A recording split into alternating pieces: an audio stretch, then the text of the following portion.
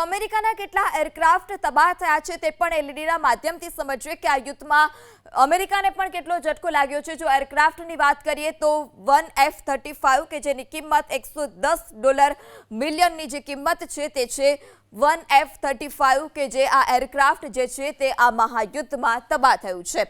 અન્ય એરક્રાફ્ટ છે 4F-15E કે જેની કિંમત છે $90 મિલિયન।